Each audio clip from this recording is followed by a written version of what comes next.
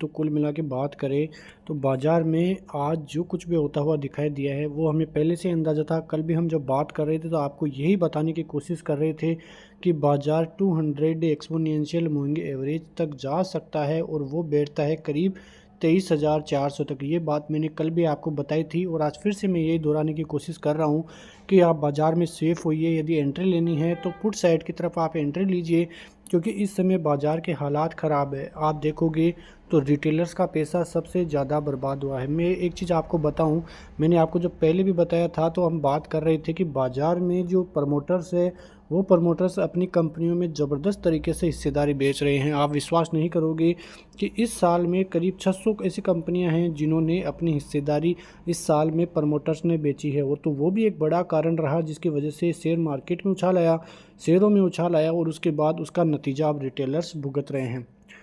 कई कंपनियां जहां पर 30 से 40% तो मिनिमम गिरावट है, उससे भी ज़्यादा करीब कई कंपनियों में 50% से ज़्यादा गिरावट हो चुकी है। जिन कंपनियों में सबसे ज़्यादा रिटेलर्स की हिस्सेदारी है, वोडाफोन आइडिया, वहां वो आधा ही रह चुका है। उसके अलावा यस बैंक ले लीजिए, यस बैंक के अलावा ओला इलेक्ट्रॉनिक्स ले लीजिए, वहाँ पर भी लोगों की ज़बरदस्त हिस्सेदारी बनी हुई थी और उसका हाल किस प्रकार से हो रहा है ये चीज़ आप समझ रहे हो। तो कुल मिला के देखें तो ऐसे स्टॉकों में लोगों की, रिटेलर्स की हिस्सेदारी है जहाँ पे 40 से 50% तो मिनिमम गिरावट हो रही है। जो पैसा उन्होंने लगातार 2 सालों में कमाया था वो केवल आप देखोगे तो 20 दिन में ही पूरा जो रिटर्न है वो समाप्त होता हुआ उनका दिखाई दिया है। तो इस चीज़ का आप अनुमान लगा सकते हो कि रिटेलर्स किस हिसाब से पैसा गंवाते हुए नज़र आए हैं। आप देखोगे तो आज भी बाज़ार में ज़्यादा कुछ देखने को नहीं मिला। सेंसेक्स 900 पॉइंट की गिरावट, निफ्टी और बैंक निफ्टी 24,100 को भी फिसलता हुआ दिखाई दिया था, लेकिन अभी के टाइम पे थोड़ा बहुत रिकवरी दिखाई है। उसके अलावा इंडिया विक्स जो देखिए 7% से भी ज़्यादा तेज़ी दिखा रहा है। आप यहाँ पे देखोगे तो लगातार तरीके से फ्राइडे आज होता हुआ दिखाई दे रहा है और ज़बरदस्त तरीके से डिक्लाइन भारतीय बाज़ारों में देखने को मिल रही है। इम्पैक्ट क्या पड़ रहा है यहाँ पे भारतीय बाज़ारों में, जो अर्निंग्स हो रही है और जो फॉरेन आउटफ्लो हो रहा है यानी कि एफआईआई की बिकवाली हो रही है, उसकी वजह से ज़बरदस्त इफेक्ट भारतीय बाज़ारों पर पड़ रहा है। और आज तो आपने देखा कि जो प्राइवेट लेंडर है इंडसइंड बैंक, उसके नतीजे आए और उसके बाद करीब 18% तक की गिरावट एक साथ इस इंडसइंड बैंक में देखने को मिली और पूरा असर बैंक निफ्टी पर केवल इंडसइंड बैंक का ही आपको नज़र आ रहा होगा। उसके अलावा पावर से कंपनी एनटीपीसी और जो पावर कंपनियां एनटीपीसी में भी ज़बरदस्त गिरावट का मूड माहौल देखने को मिल रहा है। आप यहां पे देखोगे तो आज की गिरावट के पीछे का सबसे बड़ा कारण है Q2 के नतीजे। इंडसइंड बैंक किस प्रकार से गिरा, आपने देखा कि किस प्रकार से गिरावट हुई। उसके अलावा आप देखोगे तो एफआईआई की लगातार सेलिंग 27 सितंबर से आप अब तक देखोगे तो आपको नज़र आएगा कि एक बार भी एफआईआई की बाइंग भारतीय बाज़ारों में देखने को नहीं मिली है। तो आप अंदाज़ा लगा सकते हो कि किस हिसाब की सेलिंग भारतीय बाज़ारों में एफआईआई करते हुए नज़र आ रहे हैं। उसके अलावा हाई बॉन्ड यील्ड है और स्ट्रॉन्ग डॉलर होने के कारण भी भारतीय बाज़ारों पर असर पड़ रहा है। ग्लोबली संकेत देखें तो यूएस इलेक्शन जो कि नवंबर में होने हैं उसका असर और जो फेडिंग प्रोस्पेक्टस है एग्रेसिव रेट कट के खिलाफ, वो भी भारतीय बाज़ारों पर काफ़ी ज़बरदस्त तरीके से इम्पैक्ट डालता हुआ दिखाई दिया है। तो स्टॉक मार्केट में क्यों गिरावट हो रही है, इन 5 पॉइंट्स में आप समझ सकते हो। उसके अलावा आप यहाँ पे देखोगे तो ये जो गिरावट है अक्टूबर महीने की, वो 2020 के बाद की सबसे बड़ी गिरावट है। मार्च 2020 में इतनी गिरावट हुई थी, उसके बाद अब अक्टूबर 2024 का ये जो मंथ है ऐसी नेगेटिव गिरावट है। आप समझ रहे होंगे मैं क्या कहने की कोशिश कर रहा हूँ। मैं ये कहने की कोशिश कर रहा हूँ कि 2020 के बाद से भारतीय बाज़ारों में ऐसा करेक्शन ही देखने को नहीं मिला है। तो लोगों को पता ही नहीं है कि करेक्शन किस प्रकार से होता है और उसी का नतीजा अभी लोग बाग और रिटेलर्स भुगतते हुए दिखाई दे रहे हैं। आप यहाँ पे देखोगे तो 18 अक्टूबर से आज तक आप डाटा देखो तो लगातार रेड ऑन रेड आपको दिख रहा है, लेकिन इससे पहले का डेटा भी आप देखोगे 27 सितंबर से आज तक यानी कि 24 अक्टूबर तक बाज़ार में लगातार सेलिंग हो रही है। सभी रेड ही रेड दिखाई दे रहा है, एक भी ग्रीन देखने को नहीं मिल रहा है। और टोटल आप सेलिंग देखोगे तो आपको नज़र आएगा कि करीब 98,000 करोड़ से ज़्यादा की सेलिंग एफआईआईज भारतीय बाज़ारों में कर चुके हैं। तो आप अंदाज़ा लगा सकते हो कि भारतीय बाज़ारों के क्या हालात है। इतनी गिरावट के बाद भी भारतीय बाज़ार मात्र 8% तक ही अभी गिरते हुए नज़र आए हैं, लेकिन यदि ज़्यादा और अब गिरावट हुई एफआईआईज की तो आप तैयार रहिए बाज़ारों में भुगतान करने के लिए कि आपका जो पोर्टफोलियो है वो और भी ज़्यादा गहरा हो सकता है। मैंने आपको शुरू में ही बताया था कि जो प्रमोटर्स है वो ज़बरदस्त तरीके से सेलिंग और अपनी हिस्सेदारी घटा चुके हैं, और उसका भी जो बड़ा इम्पैक्ट है भारतीय बाज़ारों पर देखने को मिला है।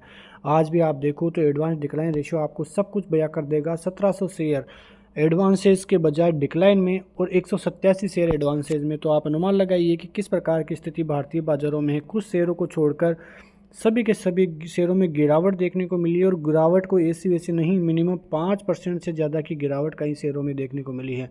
निफ्टी 24,138 के लगभग कारोबार करता हुआ यहाँ पे आपको दिखाई दे जाएगा। बैंक निफ्टी में 1.5% से ज़्यादा की गिरावट। फिन सर्विसेज निफ्टी आईटी ज़्यादा नहीं गिरा, लेकिन निफ्टी मिड कैप के भी हाल ख़राब है। रेड और बलतबात होता हुआ बाज़ारों में दिखाई दे रहा है। अमेरिकी बाज़ारों से भी संकेत अच्छे नहीं हैं। चाइनीज़ बाज़ारों में जो एफआईआई का माल जा रहा है वो फिर से भारतीय बाज़ारों में कब लौट कर आएगा, उस पर ऊपर नज़रें रहेगी। लेकिन फ़िलहाल भारतीय बाज़ारों की स्थिति बहुत ख़राब इस टाइम पे चलती हुई दिखाई दे रही है। आप यहाँ पे देखोगे तो जो निफ्टी है वहाँ पे जो डिफेंस सेक्टर है, निफ्टी का डिफेंस इंडेक्स है, सबसे ज़्यादा हालत ख़राब वहाँ पे है। पीक से 25% तक की गिरावट डिफेंस इंडेक्स में यहाँ पे आपको देखने को मिल जाएगी।